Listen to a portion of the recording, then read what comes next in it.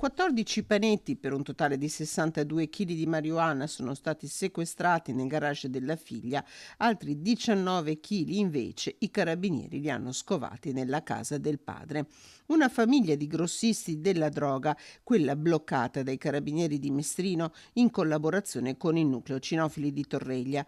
L'indagine è partita proprio a Mestrino, dove i militari hanno ispezionato il box auto della donna nel complesso condominiale dove già avevano sequestrato 24 kg di marijuana nel 2022. Durante l'ispezione i carabinieri hanno notato una donna di 39 anni allontanarsi a bordo della sua auto. La donna è stata fermata. Dal controllo in corso nell'auto rimessa sono saltati fuori 14 scatoloni con altrettanti panetti di marijuana. Per la donna è scattato l'arresto. Dalla donna i militari sono risaliti al padre, 74enne, che vive a Resana. Qui i carabinieri di Castelfranco Veneto hanno sequestrato 19 kg di droga che era nascosta in casa. Anche per quest'ultimo è scattato l'arresto. Il padre è stato rimesso in libertà, la donna sottoposta alla misura cautelare dell'obbligo di dimora nel comune di residenza.